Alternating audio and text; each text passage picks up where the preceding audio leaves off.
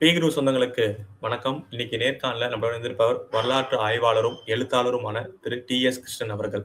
வணக்கம். வணக்கம்.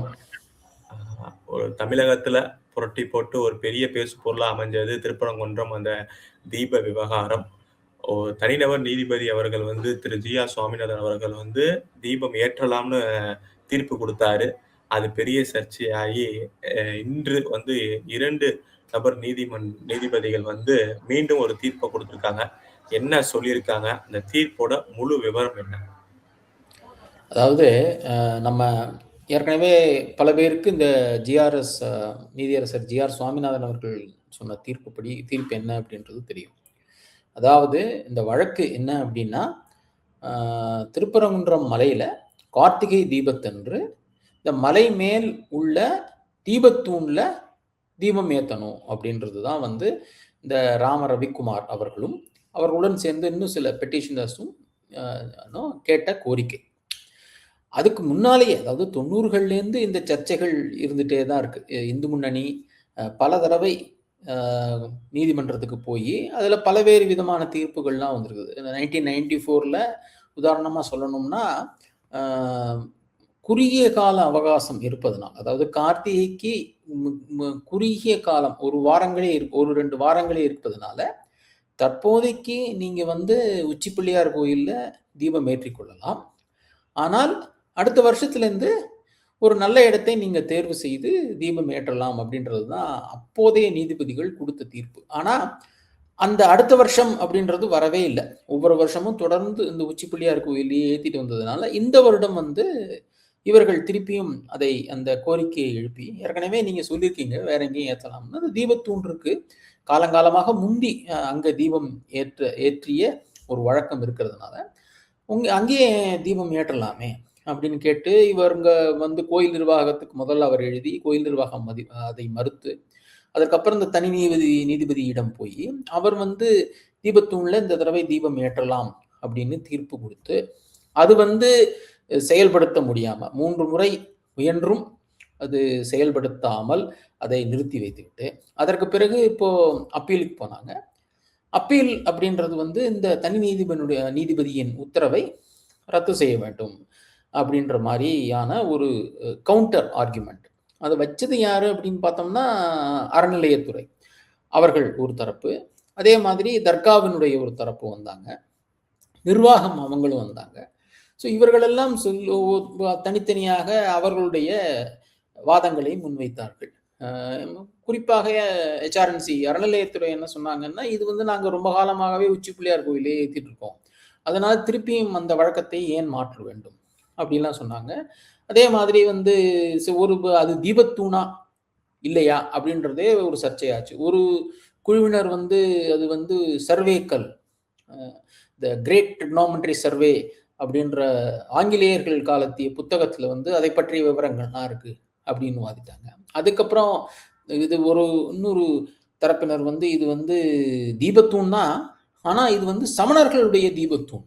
அவர்கள் நைட்டில் கூடி பேசி கொள்ளும்போது இருட்டிற்கு பயந்து அந்த தீபத்தூணை ஏற்றினார்கள், அந்த தீபத்தூண்ல தீபத்தை ஏற்றினார்கள் அப்படின்லாம் வாதம் வந்தது.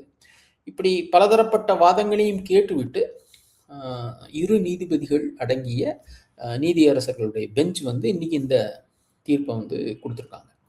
இப்போ இதில் அவர்கள் என்ன சொல்லியிருக்காங்க அப்படின்னா, முதலாவதாக தனி நீதிபதியான திரு ஜி.ஆர். சுவாமிநாதன் அவர்கள் அளித்த தீர்ப்பை உறுதி செய்திருக்கிறார்கள். உறுதி செய்து இந்த மேல்முறையீட்டு மனுவை தள்ளுபடி பண்ணிட்டாங்க. அதில் இந்த தீர்ப்பு பார்க்கும்போது சும்மா ஒரு தள்ளுபடி அப்படின்றது இல்லாமல் ஒரு 170 பக்கம் 170 பக்கத்துக்கு மிக தெளிவாக ஏன் இந்த தீர்ப்புக்கு நாங்கள் வந்தோம், ஏன் இந்த மேல்முறையீட்டு மனுவை தள்ளுபடி செய்தோம், ஏன் இந்த தனி நீதிபதியினுடைய தீர்ப்பை நாங்கள் உறுதி செய்தோம் அப்படின்றதுக்கு பல உதாரணங்கள். அதாவது 1930s நடந்த அந்த ப்ரீவி கவுன்சில் வழக்கு இருந்து அந்தந்த திருப்பரங்குன்றத்தில் என்னென்ன வழக்கு நடந்தது, இதே போன்ற உரிமை வழக்குகள் வேற எங்கெங்க இருந்தது, இதெல்லாம் நிறையா கோட் பண்ணி, ஏன்னா தமிழக அரசனுடைய வழக்கறிஞர் அவர்களுடைய வாதம், HRNCயினுடைய வாதம், அந்த வாதங்கள்ல அவர்கள் மேற்கோள் காட்டிய வழக்குகள், அதற்கு கவுண்டராக இந்த பெட்டிஷனர்ஸ், ராம ரவிக்குமார் அவர்களுடைய வழக்கறிஞர்கள், மற்ற இந்து முன்னணியுடைய வழக்கறிஞர்கள், இவர்களெல்லாம் கொடுத்த வழக்கினுடைய உதாரணங்கள், இதை எல்லாத்தையுமே அலசி பார்த்து மிக தெளிவாக அவர்கள் இந்த தீர்ப்பை கொடுத்துருக்காங்க.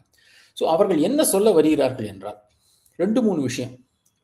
முதல்ல வந்து ஆகம சாஸ்திரம் அது வந்து ஸ்தானிகர்கள், திருப்பரங்குன்றம் கோயிலுடைய ஸ்தானிகர்களுடைய சொல்படி சுவாமி எங்க இருக்கோ அதற்கு மேலாகத்தான் தீபம் ஏற்ற வேண்டும் அப்படின்னு இருக்கு, அப்படின்ற மாதிரி ஒரு வாதம் முன்வைத்தார்கள். அப்படின்ற அதை வந்து அவர்கள் சொல்லியிருக்கிறார்கள். ஆனால் அந்த வாதத்திற்கு உறுதியான நிரூபணங்கள் இல்லை அப்படின்றத அவர்கள் மிக தெளிவாக சொல்லியிருக்கிறார்கள். ஒரு கருவறை இருக்கு, அந்த கருவறையின் மேல் உச்சியில் உள்ள இந்த மலை மேல தான் வந்து நீங்க தீபம் ஏற்றணும் அப்படின்னு எந்த ஆகம சாஸ்திரத்திலையும் சொல்லப்படவில்லை. ஆனா இந்த மாதிரி ஒரு வாதம் ஏன் வந்தது அப்படின்றதை ஒரு பொதுவாக பார்க்கும்போது ஆச்சரியமா இருக்கு. ஏன்னா தமிழ்நாட்டில் இந்த மாதிரியான குடைவரை கோயில்கள், அதுவும் வாழும் குடைவரை கோயில்கள், அதாவது வாழும்னா அந்த பூஜை புனஸ்காரங்கள் ஆகம விதிப்படி எல்லாம் நடக்கின்ற குடைவரை கோயில்கள் வந்து மிக மிக மிக குறைவு. அப்படி ஒரு குடைவரை கோயில் தான் வந்து திருப்பரங்குன்றம். பெரும்பாலான கோயில்கள் வந்து மலை மேல கட்டப்பட்டிருக்கும், இல்லை என்றால் தனி கோயிலாக இருக்கும். இப்போ திருவண்ணாமலையிலே வந்து மலையோடு சேர்ந்த கோயிலா இருந்தாலும் அது அடிவாரத்துல ஒரு தனி கட்டுமான கோயிலாக தான் இருக்குது. ஸோ அப்படி இருக்கும்போது நீங்க எப்படி கோயில் கருவறையின் மேலே மலை உச்சியில் ஏற்ற வேண்டும் அப்படின்ற மாதிரி வாதம் வைத்தார்கள் என்று நிஜமாவே தெரியல. அது நீதிபதிகள் மிக தெளிவாக குறிப்பிட்டு திருவண்ணாமலை, திருச்சிராப்பள்ளி இந்த மாதிரி இடங்கள்லாம் வந்து தீபம் ஏற்றும் போது அது கோயில் ஒரு இடத்துல இருக்கு, மலை உச்சி இன்னொரு இடத்துல இருக்கு. அந்த இடத்துல தான் வந்து அவங்க திருவண்ணாமலையிலலாம் கோயிலேருந்தே பார்க்கலாம் நீங்க தீபம் ஏற்றுவதை. நம்ம டிவிலலாம் நிறைய தடவை பார்த்துருக்கோம். ஸோ அந்த மாதிரி ஏற்றுகிறார்கள். அப்படி இருக்கும்போது இங்கே வந்து நேரடியாக கருவறையின் உச்சியில் தான் ஏற்றணும் அப்படின்றதுலாம் வந்து அப்படி ஒரு வழக்கம் இல்லை. ஆகமங்கள் அப்படி சொல்றது கிடையாது. அதனால நீங்க வந்து தீபத்தூண்ல ஏற்றலாம். அங்கே ஏற்றக்கூடாது என்பதற்கும் எந்த விதமான ஒரு சாஸ்திரமும் இல்லை, ஆகம விதிகள் எதுவும் இல்லை அப்படின்றத மிக தெளிவாக சொல்லியிருக்கிறார்கள். ஆகவே ஆகமங்கள் நிறைய பேர் வந்து ஆகம விதிப்படி இப்படி ஏற்றலாமா அப்படி ஏற்றலாமான்னு சொன்னதெல்லாம் வந்து நிராகரித்து ஆகம விதிகள் இதை வந்து இப்படி ஏற்றக்கூடாது என்று சொல்லவில்லை, தீபத்தூண்ல ஏற்றக்கூடாது அப்படின்றத சொல்லியிருக்காங்க மிக தெளிவாக. இரண்டாவது, திரு ஜி.ஆர். சுவாமிநாதன் அவர்கள் சொன்ன இன்னொரு கூரை மிக தெளிவாக உறுதிப்படுத்துகிறார். அதாவது என்னன்னா, கார்த்திகை தீபம் என்பது இந்துக்களுக்கு தீப திருவிழாவாக எல்லா இடங்களிலும் கொண்டாடப்படுவது. தமிழகம் முழுவதும், என் அண்டை மாநிலங்களில் கூட சில இடங்களில் கொண்டாடப்படுகிறது. ஆகவே ஒரு ஹிந்துவுக்கு, ஒரு ஹிந்து பக்தருக்கு இந்த கார்த்திகையின் போது தீபம் ஏற்ற வேண்டும் என்று கோரிக்கை வைப்பதற்கு ஒரு உரிமை இருக்கிறது. ஏன் அது சொல்றாரு அப்படின்னா, இது எங்க கோயில் இது இந்த அப்படின்னு இந்த கோயில் நிர்வாகம் என்ன சொன்னாங்க, இது எங்க கோயில், நாங்க எங்க ஏத்துவோம் அப்படின்றத நாங்க தான் முடிவு செய்யணும் அப்படின்ற மாதிரியான ஒரு வாதம் இருந்தது. அதை தெளிவாக மறுத்து ஒரு பக்தருக்கு இந்த இடத்துல நீங்க தீபம் ஏற்றலாமே அப்படின்னு கோரிக்கை வைக்கக்கூடிய உரிமை இருக்கு. அதுபோல எந்த இடத்தில் தீபம் ஏற்று வந்திருக்கிறார்கள்னு பார்த்தா அது பெரும்பாலும் மலை உச்சிகளில். ஏன் மலை உச்சியில் ஏற்றினாங்க அப்படின்னா, அது எல்லாரும் பார்க்கக்கூடிய ஒரு இடமாக இருக்கு. அந்த மலை உச்சியில் ஏற்றும் போது மலையை சுற்றி, இப்போ திருவண்ணாமலையிலாம் பல கிலோமீட்டர்கள் தூரத்துலேருந்து நீங்கள் அந்த தீபத்தை பார்க்கலாம், அதை தரிசனம் செய்யலாம். கோயிலுக்கிட்ட தான் போகணும் அந்த கூட்டத்தில் அப்படின்றது கிடையாது. ஸோ அதை மிக தெளிவாக குறிப்பிட்டு, அப்படி இருக்கும்போது நீங்கள் இந்த தீபத்தூணில் ஏற்றக்கூடாதுன்னு சொல்றதுக்கான காரணமே இல்லையே அப்படின்றதையும் சொல்லியிருக்காங்க. அடுத்ததாக இந்த தீபத்தூண் சர்ச்சையை பற்றி ஒவ்வொருத்தர் வந்து ஒவ்வொரு விதமாக சொன்னதையும் வந்து ரொம்ப தெளிவாக குறிப்பிட்டிருக்கிறார்கள். ஒவ்வொருத்தரும் இந்த மாதிரி ஒவ்வொன்று சொல்றீங்க. ஆனால் அது தீபம் ஏற்றக்கூடிய ஒரு தூண், சர்வே கல் அப்படின்றதற்கான ஒரு ஆதாரமே இல்லை. நீங்க சொல்ற அந்த ட்ரிக்னாமெட்ரிக் சர்வேல குறிப்பிட்ட இடமும் இதுவும் ஒன்றுதானா என்பதற்கான ஆதாரங்கள் தெரியப்படவில்லை.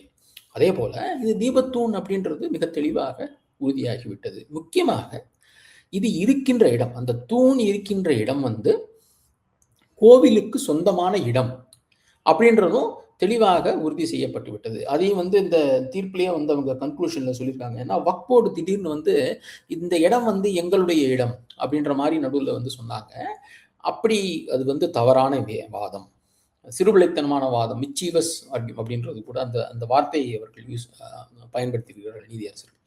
ஸோ அந்த இடம் வந்து உங்களோடதெல்லாம் கிடையாது, இது கோவிலினுடைய இடம் என்று மிக தெளிவாக ஏற்கனவே தீர்ப்பு பிரிவி கவுன்சிலில் இருந்தப்பவே வந்துட்டுது. ஸோ இதனால நீங்கள் வந்து கோவிலினுடைய இடத்தில் தீபம் ஏற்றும்போது, அதுவும் ஒரே ஒரு நாள் ஏற்றும்போது, அதனால வந்து ஒரு கலவரமான சூழ்நிலை வரும் என்று ஒரு மாநில அரசு, ஒரு சகல வல்லமை வாய்ந்த ஒரு மைட்டி கவர்மெண்ட் ஸ்டேட் பயப்படுவது என்பது ஏற்றுக்கொள்ள முடியாத ஒரு வாதம் அப்படின்றதையும் அவர்கள் வந்து குறிப்பிட்டு, அதனால நீங்க வந்து அந்த இடத்தில் தீபம் ஏற்றலாம். ஏன்னா பக்தர்களுடைய கோரிக்கை நியாயமான கோரிக்கை. இப்போ உச்சிப்பிள்ளையார் கோவில் என்கின்ற இடத்துல ஏற்றப்படும் போது அது மலைக்கு பின்னால் இருக்கிற ஆட்களுக்கு, நான் அந்த ஊர்ல இருந்ததுனால சொல்றேன், மலைக்கு பின்னால உள்ள அங்கே வசிப்பவர்களுக்கு, அங்கே உள்ள ஊர்களில் இருப்பவர்கள், பக்கத்தில் இருக்கிற ஊர்களில் இருப்பவர்களுக்கு அந்த தீபம் சுத்தமா தெரியாது. நீங்க மலை உச்சியில ஏற்றலாம். மலை உச்சி, அதாவது டாப் மோஸ்ட் பீக், மிக உயர்ந்த சிகரம் திருப்பவுன்ற மலையில இருக்கிற இடத்துல வந்து இப்போ அந்த தர்கா இருக்கிறது. அதனால அங்க போய் ஏற்ற முடியாது. அதை தவிர அதற்கு அடுத்த நெக்ஸ்ட் பெஸ்ட் சாய்ஸ், அதற்கு அடுத்த இடமாக, சிறந்த இடமாக கருதப்படுவது இப்போ தீபத்தூண் இருக்கிற அந்த ஒரு பீக், அந்த சிகரம் தான். ஸோ அங்கு ஏற்றினால் ஓரளவுக்கு எல்லாரும் சுற்றி இருக்கக்கூடிய, அந்த மலையை சுற்றி இருக்கக்கூடிய எல்லாரும் பார்க்கக்கூடிய இடமாக அது இருப்பது. அதனால வந்து அங்கே தாராளமாக ஏற்றலாம். அடுத்த கார்த்திகை தீபத்திலிருந்து கோவில் நிர்வாகமே வந்து அங்க தீபம் ஏற்ற வேண்டும். அதற்கு போலீஸ் உறுதுணையாக இருக்க வேண்டும். மாவட்ட நிர்வாகம்னா கலெக்டர், அதற்கான ஏற்பாடுகளை அவர்கள் செய்ய வேண்டும் அப்படின்றதையும் அவர்கள் குறிப்பிட்டிருக்கிறார்கள். முக்கியமாக ASI, archaeological survey of India, இந்திய தொல்லியல் நிறுவனம், அது வந்து இந்த மலையினுடைய எல்லா முக்கிய சின்னங்களையும் பாதுகாப்பதற்கான ஏற்பாடுகளை செய்ய வேண்டும். அவர்களும் இந்த தீபம் ஏற்றும் விழாவில் வந்து ஒத்துழைக்க வேண்டும், எல்லா ஏற்பாடுகளையும் செய்யணும் அப்படின்றதையும் மிக தெளிவாக ஒரு வரியில குறிப்பிட்டிருக்காங்க. இதுல என்ன அப்படின்னா, அந்த மலையில பல தொல்லியல் முக்கியத்துவம் வாய்ந்த இடங்கள் இருக்கு. திருப்பரங்குன்றம் முருகன் கோயில் முன்னால இருந்தாலும் அதற்கு பின்னால வந்து குடைவரை கோயில், பாண்டியர்களுடைய குடைவரை கோயில் இருக்கு. மேற்கு பகுதியில சமணர்களுடைய படுக்கைகள், தமிழ் பிராமி கல்வெட்டுகள் இருக்கு. இன்னும் கொஞ்சம் மலைக்கு போற பாதையில முன்னால வந்தீங்கன்னா அங்க சமணர்களுடைய தீர்த்தங்கரர்களுடைய சிலைகள் 2, வட்டெழுத்து கல்வெட்டு, இந்த மாதிரி பல மானுமெண்ட்ஸ் அங்க இருக்கிறதுனால ஏஎஸ்ஐ வந்து இதற்கு முக்கிய ஒத்துழைப்பு அளிக்க வேண்டும். அது என்ன அப்படின்னா, இந்த தீபத்தூணையும் சேர்த்து அவர்கள் பாதுகாக்க வேண்டும் அப்படின்ற மாதிரியான துணி அதுல வருது. ஏன்னா இதுவும் ஒரு தொல்லியல் சின்னம் தான். இது வந்து கிட்டத்தட்ட நாயக்கர் காலத்திலிருந்து இருக்கிற மாதிரி தான் தெரியுது. அப்படி இருக்கும்போது கிட்டத்தட்ட ஒரு 300-400 வருஷங்களாக இது இருப்பதால் அதையும் வந்து தொல்லியல் துறை வந்து இதை பாதுகாக்க வேண்டும் அப்படின்ற மாதிரியான ஒரு துணியோட அந்த தீர்ப்பை அவர்கள் வந்து நிறைவு செய்திருக்கிறார்கள்.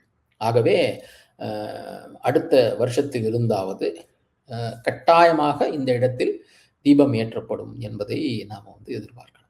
இப்ப நம்ம பார்த்திருப்போம், தமிழக அரசு வந்து இந்த தீர்ப்பை எதிர்த்து மேல்முறையீடு, அதாவது உச்ச நீதிமன்றத்துக்கு போறதா சட்டத்துறை அமைச்சர் அவர்கள் சொல்லியிருக்காரு. ஸோ மீண்டும் வர வருடம் ஏற்ற முடியாதா? உச்ச நீதிமன்றம் சென்றால் என்ன மாதிரியான தீர்ப்புகள் வர்றதுக்கான வாய்ப்புகள் இருக்கு? அதாவது இப்போ உறுதியா இந்த தீர்ப்பு வரும்னு நாம சொல்ல முடியாட்டாலும் இப்போதைக்கு இந்த மாதிரியான அப்பீலுக்கு அவங்க போவாங்க அப்படின்றது ஓரளவுக்கு ஊகிக்கக்கூடியது தான். ஏன்னா அவர்கள் வைத்த வாதங்களை வைத்தே பார்க்கும்போது இதை இப்போதைக்கு இதோட விட போறது இல்லை, இதற்கான வாய்ப்புகள் எவ்வளவு இருக்கிறதோ அதை பயன்படுத்த போகிற மாதிரி தான் வந்து அவர்கள் பேசி வந்தார்கள். ஸோ அது மாதிரி தான் இப்பவும் உச்ச நீதிமன்றத்துக்கு போகிறோம் என்று சொல்லியிருக்கிறார்கள். எப்போ போறாங்க என்ன அப்படின்றது தெரியல. போனாலும் இதே மாதிரியான வாதங்கள் தான் அங்கேயும் வைக்கப்படும். இப்போ அடிப்படை கேள்வி என்ன அப்படின்னா, இந்த உச்சிப்பிள்ளையார் கோவில் என்பது மோட்ச தீபம் ஏற்றப்படக்கூடிய ஒரு இடம்.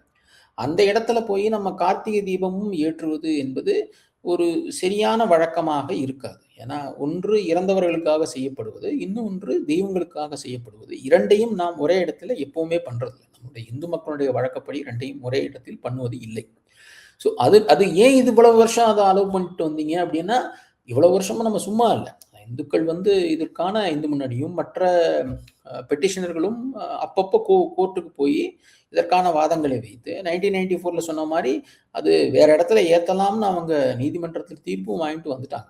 ஸோ இந்த நேரத்துல வந்து இதே வாதங்கள உச்சநீதிமன்றத்துல வந்து டெஃபினட்டா கட்டாயம் இந்த வாதங்கள் முன்வைக்கப்படும். 2வது இந்த தீபத்தூண் அப்படின்றது இடம் வந்து இன்னொரு சிகரத்துல இருக்கக்கூடியது.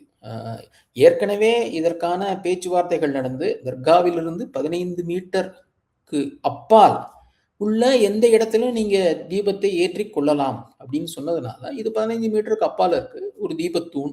அந்த இடத்துல ஏற்றுவதனால், எல்லா மக்களும் பார்க்கக்கூடிய ஒரு இடமாக அது இருப்பதனால், அங்க ஏற்றுதல என்ன பிரச்சனை வந்துடும் அப்படின்றது வந்து எல்லாரும் கேட்கக்கூடிய கேள்வி. அதே கேள்வியை வந்து இந்த நீதிபதிகளும் கேட்டிருக்கிறார்கள். அதே தான் அங்கேயும் சொல்லப் போறாங்க அப்படின்றது ஊகிக்கலாம். எளிதாக ஊகிக்கலாம் நாம. ஸோ அதனால வந்து ஆவணங்கள் இங்கே வலுவாக இருக்கிற காரணத்தால் இதே வாதங்கள் முன்வைக்கப்பட்டு ஒரு நல்ல தீர்ப்பு வரும் என்று நாம் எதிர்பார்க்கலாம். இன்னொன்னு இதே வாதத்துல பார்த்திருப்போம். வந்து அரசு தரப்பு வழக்கறிஞர் வந்து முருகனுக்கு 2 மனைவி, அதனால ஏதாவது எங்கேயா ஏத்த முடியுமா? அது ஒரு சர்ச்சையானுச்சு. இன்று மேல்முறையீடு போவோங்கிறதுக்கு ஒப்பிட்டு அமைச்சர் அவர்கள் சொல்றாரு, சுடுகாட்டுல தான் வந்து பிணம் எரிக்க வேண்டும். அப்படி ஒரு வழக்கம் இருக்குன்னா, அதுதான் கடைபிடிக்க வேண்டும். அத மாத்த முடியுமான்னு இந்துக்கள் மதிக்கிற திருப்பரங்குன்றம் தீபத்தூணையும் இப்படி ஒரு கம்பேரிசன் பண்ணது பெரிய சர்ச்சையா இருக்கே. இது இது முக்கியமாக தவறு. உங்களுடைய தரப்பு வாதங்களை முன்வைக்கக்கூடிய உரிமை வந்து எல்லாருக்கும் இருக்கு. ஆனா ஒரு எள்ளல் துணியில இந்துக்களினுடைய நம்பிக்கையை நக்கல் செய்யும் விதத்தில் இந்த மாதிரியான வார்த்தைகளை பயன்படுத்துவது கண்டனத்துக்குரியதுதான். அது பேசியிருக்கவே கூடாது. நீங்கள் சொல்லலாம், நாங்க வந்து அப்பீலுக்கு போறோம். இந்தந்த காரணங்களால் நாங்கள் இதை நம்புவதால் நாங்கள் மேல்முறையீட்டிற்கு போகிறோம்னு சொல்றது வேற. ஒரு கோவிலை வந்து ஒரு சுடுகாட்டிற்கு ஒப்பிடுவது என்பது ஒரு மிக மிக தவறு. ஒரு ஹிந்துவினுடைய வீட்டில் விளக்கு ஏற்றுவது, எரிப்பதுன்னு கூட சொல்றதில்ல, ஏற்றுவது, விளக்கு ஏற்றுவது. அதே மாதிரி விளக்கை அணைப்பதுன்னு சொல்ல மாட்டாங்க. பல இடங்கள்ல விளக்கை மலை ஏற்றுவது, விளக்கை குளிரச் செய்வது, மங்களமான சொற்களை பயன்படுத்துவார்கள். அந்த விளக்கு சம்பந்தப்பட்ட விஷயம் என்பதே வந்து ஒரு மங்களகரமான சொல். வெள்ளிக்கிழமை விளக்கு ஏற்றுவது, அந்த மாதிரியாக மங்களத்தை தொடர்புடைய ஒரு செயலை நீங்க ஒரு அமங்கலமான விஷயத்தோடு தொடர்பு படுத்துவது என்பது மிக மிக தவறான விஷயம். இது ஒரு ஹிந்துவாக எல்லாருடைய மனதையும் கட்டாயம் புண்படுத்தி இருக்கும். அதே மாதிரி ஒரு தெய்வத்தை வந்து நீங்கள் 2 பொண்டாட்டி இருக்கிறதுனால நாங்க 2 அப்படின்ட்டு யாருமே சொல்லவே இல்லையே. அவர்கள் வந்து என்ன சொன்னாங்க அப்படின்னா, நீங்க தீபத்தூண்ல தான் ஏத்தணும். ஆனா நீங்க அங்க ஏற்றுவீர்கள் என்று நீங்கள் சொன்னால், வழக்கத்தை மாற்ற மாட்டோம்னு சொன்னா, அங்கேயும் நீங்க தாராளமா ஏத்திக்கிங்க அப்படின்றது தான் வந்து அவருடைய வாதமா இருந்தது.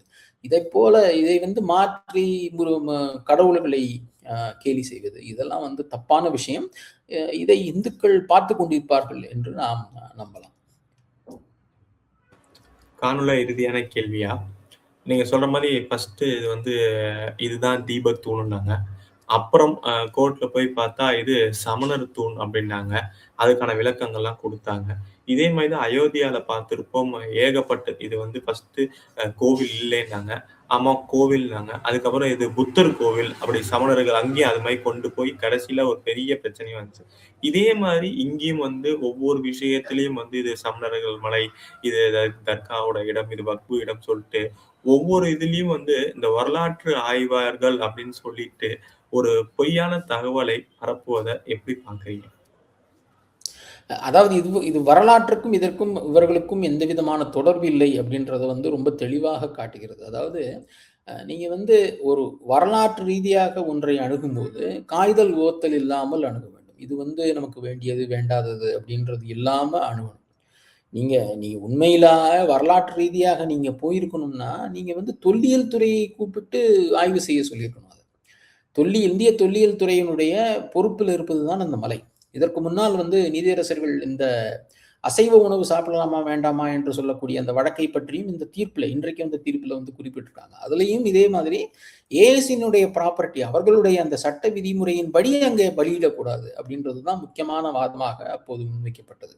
ஸோ அதே மாதிரி நீங்க அதே வரலாற்றை ரீதியாக இதை பார்க்கணும்னா, தொல்லியல் துறையை கூப்பிட்டு நீங்கள் வந்து சொல்லியிருக்கலாம். இவங்க இங்கே உள்ள ஆட்களை கூப்பிட்டு ஆய்வு செய்ய சொன்னது, அது என்னாச்சு அப்படின்றது தெரியல. அதே மாதிரி அதை முதல்ல சர்வேக்கல் அப்படின்னு சொல்றது. அப்படி சர்வேக்கல்லாக இருந்தால் அதற்கான வலுவான ஆதாரங்களை நீங்க வந்து கோர்ட்ல கொடுத்துருக்கலாமே. அவங்க கொடுக்கலையே. அதே மாதிரி அதுலேயே எதிர்த்தரப்பிலேயே வந்து மாறுபட்ட சொற்கள். ஒரு சமணத்தூண். சமணத்தூண் எப்படின்றது எப்படி வரலாற்று ரீதியாக சரியாக வரும்? முதலாவதாக அந்த மலையை பற்றி தெரிந்தவர்களுக்கு தெரியும். சமணர்களுடைய மலை படுக்கைகள் இருப்பது அந்த மேற்கினுடைய மலையினுடைய மேற்கு பகுதியினுடைய சரிவில் இருக்கிறது. அதற்கு போவதற்கே வந்து தனியான படிகள் இருக்கு. அவங்க அந்த படியிலிருந்து அந்த குகைக்குள்ள போகும்போது அவர்கள் பேசுவதாக இருந்தால் அந்த குகையெல்லாம் ரொம்ப பெருசா இருக்கும். அந்த படுக்கை 4-5 பஞ்ச பாண்டவர் படுக்கைன்னு வேற 5 பேர் படுக்கிற மாதிரி இருக்கும். அங்க தமிழ் பிராமி கல்வெட்டுக்கள்லாம் இருக்கு. அங்க மேக்சிமம் ஒரு 5 பேர் இருக்கலாம், அவ்வளவுதான். அந்த 5 பேர் பேசுறதுக்கு அந்த இடம் ரொம்ப தாராளமாக போதும். ஒரு வீடு மாதிரி 5 பேர் படுக்க அவங்க பேசுறதுக்கு. அவங்க ஏன் மலைக்கு மேலே ஏறி போகணும்? மலைக்கு மேலே ஏறி போகும்போது நல்லா காத்து அடிக்கும். அங்க எந்த தீபம் ஏற்றினா எவ்வளவு நேரம் எரியும்? அது நின்று போயிடும். அது ரெண்டாவதாக சமணர்கள் வந்து கொல்லா நோன்பை கொண்டவர்கள். அவர்கள் ஒரு உயிருக்கு தீங்கு செய்யக்கூடாது. வாயில கூட பூச்சி போகக்கூடாதுன்னு சொல்லி தான் அந்த வாயில அந்த துணியை வைத்து கொண்டு போவார்கள். நம்ம பார்த்துக்கலாம். ஸோ அப்படி இருப்பவர்கள் வந்து ஒரு தீபத்தில் வந்து இரவு நேரத்தில் பூச்சிகள் வந்து அதில் விழுந்து இறந்து போகும் என்கின்ற காரணத்தால் அந்த இரவு நேரத்தில் தீபம் ஏற்றும் வழக்கம்லாம் வரலாற்று ரீதியாக நீங்கள் பார்த்தீங்கன்னா சமணர்களுக்கு கிடையாது. இவர்களாக ஒரு வரலாற்றை சொல்லி இது சமணத்தூண் அது இதுன்னு சொல்றதே தவிர வரலாற்று சான்றுகள் அதுக்கு இல்லவே இல்லை. மலை உச்சியில் உள்ள தீபத்தூண் இங்கே மட்டும் இல்லை, மற்ற மலைகள் திருப்பரங்குன்றத்தை சுற்றி பல குன்றுகள் இந்த மாதிரி இருக்கு. யானைமலை இருக்கு, அரிட்டாபட்டி இருக்கு, சமணர் மலை கீழக்குயில்குடியில் இருக்கு. அங்கெல்லாம் இந்த மாதிரி தீபத்தூண்கள் இருக்கே. அங்கே இதே மாதிரி தீபம் தானே ஏற்றுறாங்க. அரிட்டாபட்டியில் ஒரு புகைப்படம் கூட நான் வந்து ட்விட்டரில் போட்டிருந்தேன். அங்கே உள்ள அந்த குடைவரை கோயிலுக்கு மேலே உள்ள தீபத்தூணில் தீபம் ஏற்றிருக்காங்க. அதுக்கு பூஜை எல்லாம் செய்யுது. ஸோ அதே மாதிரியான தூண் தான் இதுவும். இங்கே ஏற்றிட்டு போகிறது, அதுவும் ஒரு நாளில். இது வந்து திருவண்ணாமலை மாதிரி பெரிய ஒரு 10 நாள் 15 அப்படிலாம் எரியக்கூடிய ஒரு பெரிய தீபம்லாம் திருப்பரங்குன்றத்தில் ஏற்றுறது இல்லை. உச்சி பிள்ளையார் கோயிலில் ஏற்றுற தீபமும் ஒரு நாள் 2 நாள் எரியும், அவ்வளவுதான். அதே மாதிரியாக ஒரு தீபத்தை கொண்டு போய் நீங்கள் தீபத்தூண்ல ஏற்ற போறீங்க. அது ஒரு நாளில் 2 நாளில் முடிந்து போடக்கூடிய ஒரு விவகாரம். அந்த தர்காவுக்கும் இதற்கும் நல்ல தூரம் இருக்கு. இப்போ மாதிரி தேவஸ்தானமே சில போலீஸ் காவலர்களை கூட்டு கொண்டு போய் அங்கே தீபம் ஏற்றி அவர்களை ஒரு நாள் காவலுக்கு வைத்துட்டு மறுநாள் இறங்க சொல்லியிருந்தால் அந்த பிரச்சனையை அன்றோடும் எல்லாரும் மறந்திருப்பார்கள். இது தேவையில்லாமல் ஊதி பெரிதாக்கப்பட்ட ஒரு விஷயமாகத்தான் நம்ம வந்து பார்க்கணும்.